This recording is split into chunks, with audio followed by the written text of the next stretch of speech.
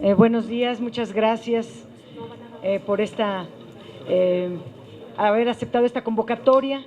El Grupo Parlamentario del PRD en el Senado de la República quiere hacer un posicionamiento ante el segundo informe de gobierno de Enrique Peña Nieto. A 9 meses de la jornada electoral de 2015, Enrique Peña Nieto utilizó su segundo informe de gobierno como una base de lanzamiento del PRI y su gobierno rumbo a estas elecciones. La economía, todas las encuestas son coincidentes en que para la mayoría de la población la gestión de Enrique Peña Nieto está reprobada. Está por debajo del 50% en todas las encuestas. Es uno de los presidentes peor evaluados en la época reciente. Los temas centrales que preocupan a la población son la falta de expectativas económicas, el desempleo, su desacuerdo con la reforma energética y la urgente demanda para aumentar el salario mínimo, así como mejorar las condiciones de vida de la población. Al respecto, no hubo pronunciamiento de parte del presidente.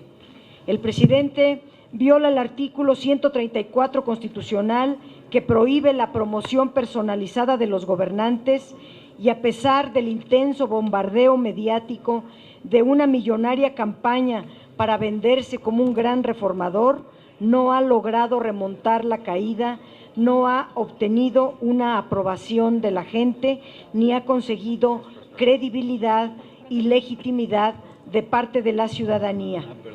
Ante la falta de resultados positivos, en el segundo informe de gobierno de Enrique Peña Nieto se privilegian supuestas bondades de las llamadas reformas estructurales sobre la realidad del país, pero en lo que va de la administración, los resultados han sido, por decirlo menos, decepcionantes y peores de un año a otro. En economía, durante el primer semestre de 2014, el Producto Interno Bruto creció solo 1.7%, solo un poco por arriba del 1.1% en lo que creció en 2013. Y en términos por habitante, el crecimiento de la economía es de 0.6% en el primer semestre de 2014 y de 0.2% cerró el 2013. En salarios se han seguido deteriorando.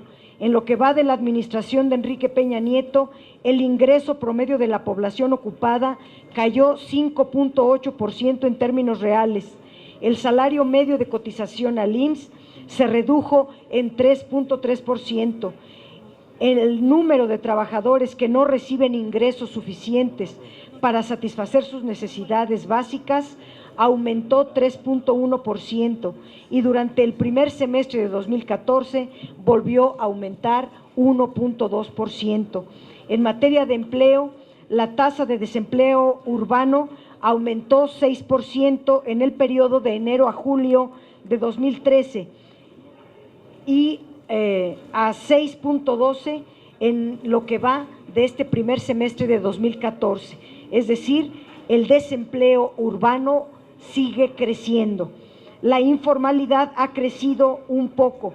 La población ocupada en el sector informal pasó de 32.5% en 2013 a 31.7% en el segundo semestre de 2014. La tasa de informalidad laboral, que incluye a los trabajadores del sector informal y a los que trabajan en el sector formal, pero que no cuentan con prestaciones, también disminuyó, pero solo un poco, de 52.3% a 52.7%. En materia de corrupción, el tema sigue siendo uno de los grandes pendientes y estuvo prácticamente ausente en el informe, lo que demuestra la poca importancia que Peña Nieto le da a esta materia con la cual se lucra. El Fondo Económico Mundial en su reporte de competitividad 2013-2014, señala que la corrupción es la principal causa que limita para hacer negocios en México, seguida por la inseguridad pública y por la ineficacia del gobierno.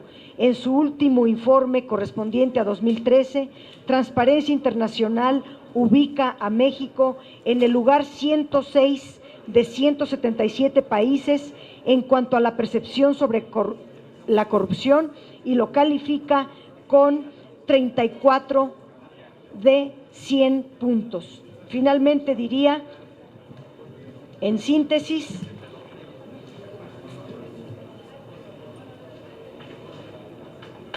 anunció algunas tareas sin informar el incumplimiento de las promesas anteriores, de informes anteriores. El programa de oportunidades cambia de nombre a Prospera, pero es solo un cambio de nombre porque se trata de la misma política asistencialista que ha caracterizado a los últimos gobiernos desde Carlos Salinas de Gortari a la fecha. El nuevo aeropuerto, que costará 120,000 millones de pesos, llevará 10 años para concretarse y no ha informado cómo se financiará. Por un lado se dice que no habrá nuevos impuestos y por otro se anuncia que este proyecto se financiará con un nuevo impuesto llamado de uso de aeropuertos. El segundo informe de gobierno son solo promesas, como lo fueron los anteriores informes de gobierno, ante lo cual el PRD demanda al presidente de la República aumento general de salarios, pleno empleo y de calidad, terminar con la inseguridad y la violencia, terminar con los altos índices y niveles de pobreza, resultados inmediatos en combate a la corrupción, respetar la división de poderes, fortalecer los valores democráticos y detener su campaña propagandística que viola la Constitución. Están mis compañeras y compañeros senadores, el senador Benjamín Robles Montoya, el senador Luis Sánchez Jiménez, la senadora Alejandra Barrales, el senador Fidel de Médicis, el senador Raúl Morón, el senador Rabindranath Salazar, el senador Armando Ríos Peter, la senadora Lorena Cuellar, el senador Zoé Robledo, para contestar las preguntas que ustedes quieran formular. Vanessa Alemán, de Cuadratín, por favor. Gracias, buenos días. Quisiera preguntarles respecto a este panorama que están retratando, ¿cuál sería su posicionamiento como grupo parlamentario respecto a la iniciativa preferente que presentara el presidente Enrique Peña Nieto y turnara al Senado? Y por otro lado, respecto a los trascendidos que destaca la prensa el día de hoy, que señalan a la senadora Dolores Padierna como posible coordinadora del grupo parlamentario, ¿qué hay al respecto? Gracias. Bueno, esta es la Ley de Protección a la Infancia, que tiene que ver en algunos de los capítulos también con el acoso escolar. Es algo que aquí en el Senado de la República se está abordando desde hace un rato. Son 8 iniciativas las que existen en torno a esta iniciativa o en esa parte de la iniciativa, pero entendemos que esta es una iniciativa marco. Es una iniciativa marco que va a servir mucho para abrir el debate en parte importante del país. Eso lo hemos comentado ahora en la Comisión de Educación y bueno, posteriormente tendremos que procesar este tema de la violencia escolar, que son 2 temas separados. Yo creo que en esta iniciativa del presidente no existe mayor dificultad, no existen actitudes encontradas. Yo creo que todo lo que tenga que ver con el enfoque de derechos que tienen que observarse para los niños y para los adolescentes, yo creo que todos en ello coincidimos. Entonces, estamos ya en la ruta, pero lo que estamos privilegiando, lo que tenemos en la agenda legislativa aquí en la Comisión de Educación y en el grupo parlamentario es el bullying, es el acoso escolar, que es un tema que ha trascendido y que tiene un gran impacto en la convivencia escolar de todo el sistema educativo nacional. Para complementar esa pregunta, la senadora Lorena. Bueno, también quisiera comentar sobre este tema, que se está pensando en que no haya trabajo infantil, sobre todo en menores de 15 años, y es una propuesta en la que estaremos todos nosotros tomando en cuenta este tema y sobre todo dando nuestro punto de vista al respecto. Sí, mire, compañera, hace rato estuvimos en la Comisión de Educación revisando esta ley preferente, de las grandes carencias. Se habla de la violencia de los estudiantes contra los estudiantes, pero no se habla de la violencia del Estado contra los niños de este país. Promedio de 9 o 10 millones de niños en México comen cuando mucho una vez al día, es decir, la violencia del Estado en contra de los infantes de México. No puede haber educación de calidad en México mientras no se corrija este tema tan elemental. Los derechos de la infancia pasan por el derecho a la alimentación. El primer acto en la escuela debiera de ser el desayuno escolar de los niños para iniciar la ruta de que el niño aprenda lo que es la buena alimentación y cuando sea grande rechace la chatarra. Es un elemento central que no se contempla en esta, la violencia del Estado en contra de sus infantes. El bullying, el principal promotor del bullying es Peña Nieto, porque se niega a que en las escuelas de México los niños se alimenten de manera sana, de manera suficiente y de manera nutritiva. Podrán hacer 1000 iniciativas preferentes, pero si no contemplan este tema, la violencia prácticamente es imposible que la erradiquemos. Si no erradicamos ese asunto del derecho si no fortalecemos el derecho a la alimentación y si no acabamos con la pobreza extrema que asola principalmente a las zonas rurales de México. Por eso el informe de Peña Nieto es mentiroso, porque da cifras, pero la CEPAL, el Coneval, le dan cachetadas cada rato porque señalan las condiciones infames en que vive el pueblo de México. Pero en este tema, esa sería la posición. Respecto de su segunda pregunta, desde el principio de esta legislatura, el grupo parlamentario del PRD distribuyó sus tareas, sus trabajos, y empezamos bien, seguimos bien y continuaremos bien. Nos enorgullece que el senador Miguel Barbosa sea el presidente del Senado, pero eso no cambia absolutamente nada. Él seguirá coordinando al grupo parlamentario. Yo estoy en mi carácter de vicecoordinadora y todos mis compañeros, presidentes, secretarios de comisiones que han hecho un extraordinario trabajo, continuaremos en nuestras tareas. No hay mayor cambio más que más trabajo. Jaime Contreras, por favor, de Grupo Imagen. Senadores, buenas tardes ya. Coménteme, por favor, no estoy seguro quién puede hacerlo, pero me importa mucho porque acabamos de platicar hace un ratito con el senador Cordero y dice que el talón de Aquiles real es la economía, porque tenemos un crecimiento mediocre, porque tenemos un crecimiento fallido. Cuando terminó la cuando terminó la pasada Administración Pública Federal, se crecía a un ritmo de 4%, Armando, compañeros. Sin embargo, ahorita dice que el 2.4 y que el año entrante incluso anticipa el 2.0 y subraya una cosa que ustedes apoyaron, senadores, que es la reforma hacendaria, fiscal, pues, para decirlo en palabras llanas. ¿Ha sido la reforma hacendaria que ustedes apoyaron el talón de Aquiles de la economía mexicana y que por tal motivo estamos con este crecimiento flat, muy acotado, muy mediocre, incluso usó la palabra el senador Cordero?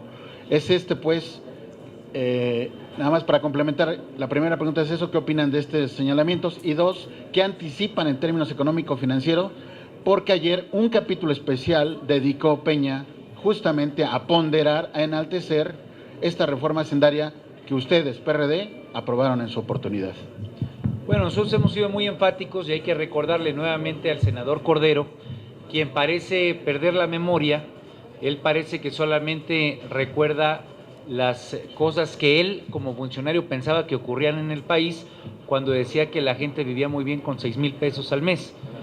El crecimiento mediocre de este país lleva 30 años, 12 de los cuales son responsabilidad del Partido Acción Nacional, el resto del Partido Revolucionario Institucional, donde al día de hoy las políticas públicas que han implementado ambos partidos que han sido titulares del Poder Ejecutivo Federal, pues ha derivado un crecimiento en promedio del 2%, un crecimiento mediocre, del cual son responsables ambos partidos. Y me parece que en el contexto de lo que fue el informe de gobierno de ayer, hay que resaltar que el gran ausente es el tema del empleo y del salario mínimo. Se esmeró el titular del Ejecutivo en cacarear las reformas. Sin embargo, no nos rindió cuentas a los mexicanos y a las mexicanas sobre los resultados que tiene la reforma laboral, una reforma que prácticamente ya tiene 2 años de estar en curso, una reforma laboral que, como lo han expresado aquí mi compañera Dolores, demuestra, por lo menos para este segundo trimestre de la economía, una caída, un aumento del desempleo en una tasa del 6%, donde la informalidad sigue representando 2 de cada 3 trabajos en el país, y donde esa reforma laboral ayer, por más que se hayan esmerado en cacarear, pues no tiene resultados concretos. Y el otro gran ausente, nuevamente dentro del gran cacareo, en el cual tiene que ver no solamente con la reforma fiscal, sino con las 11 reformas que tanto se esmera el gobierno federal en hablar, pues es la reforma en materia de corrupción. No hay reforma fiscal, no hay reforma en ningún ámbito que pueda servir si el gasto público se pierde en la tubería de la corrupción. Hoy 10 de cada 100 pesos, el 10% del Producto Interno Bruto, según el Consejo Coordinador Empresarial, se pierden en materia de corrupción. Y esa iniciativa la tiene en la congeladora el Partido Revolucionario Institucional, y obviamente es la posición política del Ejecutivo Federal en la Cámara de Diputados. Entonces sería una respuesta que hay que darle, por un lado, a Ernesto Cordero y con toda contundencia al titular del Ejecutivo Federal. Nada más para complementar, senador, nada más para complementar el punto, en forma específica, ¿ustedes sí anticipan un crecimiento tan mediocre como para el siguiente tercer ejercicio de la actual administración, incluyendo ya la reforma financiera, hacendaria? Si el mal gasto público continúa, no habrá ningún recurso que sirva para generar crecimiento, incremento de la demanda agregada e incentivos para acelerar la economía, de tal manera que implícitamente en el paquete fiscal lo que esperaríamos es ver cambios que dinamicen el ejercicio del gasto público. Si estos no están presentes, como no han estado presentes en los últimos años y de manera particular en el manejo de la economía en estos 2 años, pues es difícil prever cualquier tipo de crecimiento. Y solo para complementar el tema, porque también sobre el informe hay que hablar de lo que no se dijo en el informe. Y hoy, como todos ustedes saben, se publicó el índice de competitividad global publicado por el Foro Económico Mundial, en el que México se descalabra, cae 6 puntos para llegar al punto 61. Pero lo más relevante, y lo acaba de mencionar el senador Ríos Peter, es cuál es la razón que da el Foro Económico Mundial para esta caída de México. La corrupción. El gran ausente del informe sigue siendo la corrupción. Y ojalá el senador Cordero, en esta ímpetu que trae de inicio de periodo, pues den el aval, el Partido Acción Nacional también, para que se empiece a discutir el tema que nosotros planteamos desde el día 1 de nuestra llegada al Senado de la República, para la gran reforma de transparencia y anticorrupción que el Partido Acción Nacional tiene también atorada en este Senado de la República. Y finalmente también señalar, la meta de crecimiento económico del 2.7 a la tasa de 1.6 a la que vamos, obligaría a que el país a partir de septiembre empezara a crecer al 4%. Yo creo que eso se antoja no solamente difícil, es imposible. Entonces, ahí están las verdaderas causas del freno económico, el tema de la corrupción que tampoco estuvo presente en los 12 años de gobiernos panistas. Entonces, que empiecen a revisar cuáles son las causas de fondo del estancamiento de la economía. Andrea Becerril de La Jornada, por favor. Sí, yo quisiera preguntarles, por favor, que me precisaran si va a haber un cambio de estrategia en la bancada para seguir siendo un grupo combativo, como lo fue durante la discusión de la reforma energética, sin que ello interfiera con la función que ahora debe cumplir su coordinador, el senador Barbosa. ¿Qué va a pasar, por ejemplo, con la consulta, con otros asuntos ligados a la reforma energética?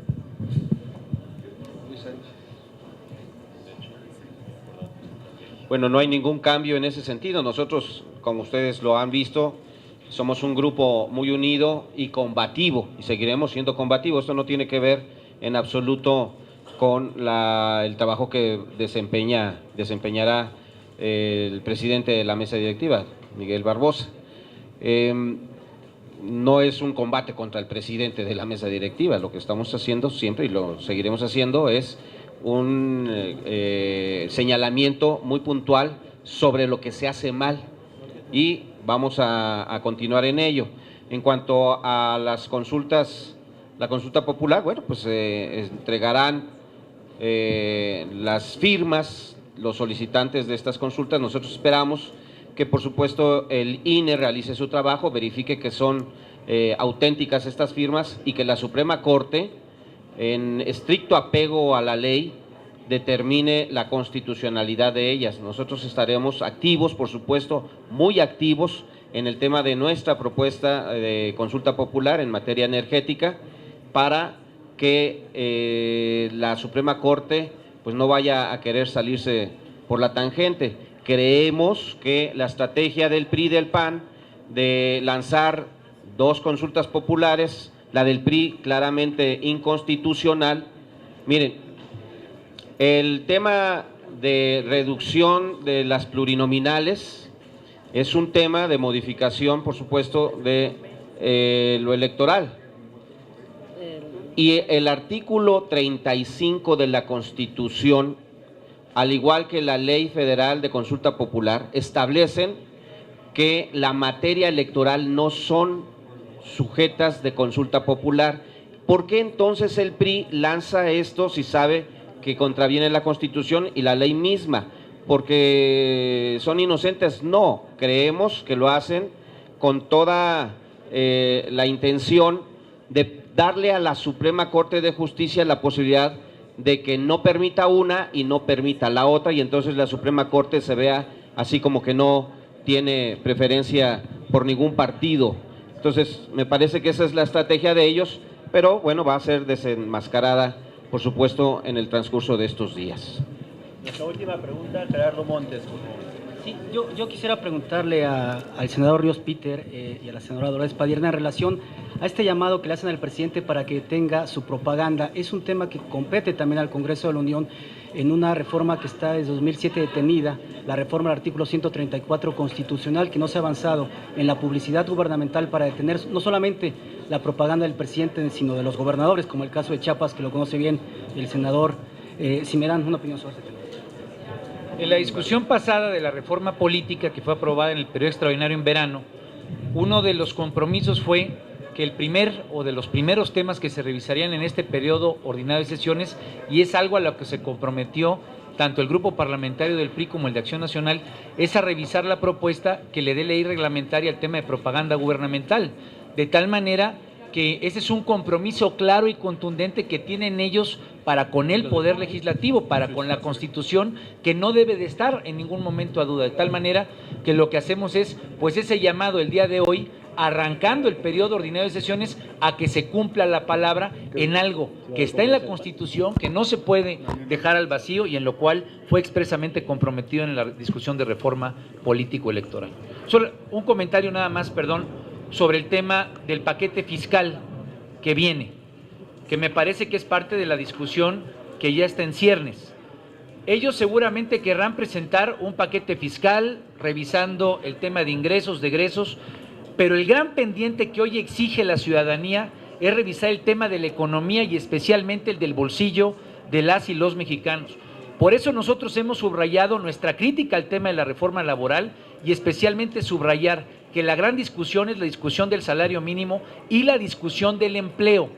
Es en este momento histórico, salario y empleo, donde vamos a poner a prueba la visión conservadora que ha imperado durante décadas, especialmente en el Banco de México, de tal manera que el gran debate arranca el próximo 8 de septiembre y es a donde se pondrá a prueba la visión de Agustín Carstens del Banco de México, que ha tenido un magro crecimiento económico en los últimos 30 años.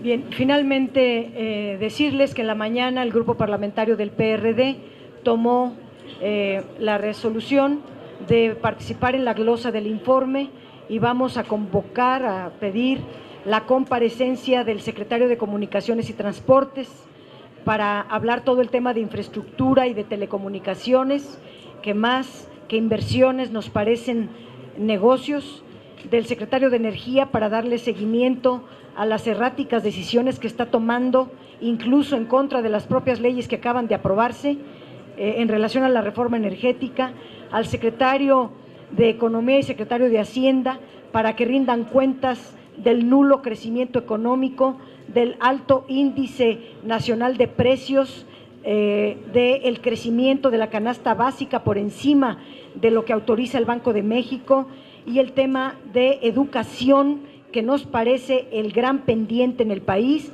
al igual que al comisionado de seguridad, para que rindan cuentas en la tribuna del Senado. Gracias. Sería todo, muchas gracias.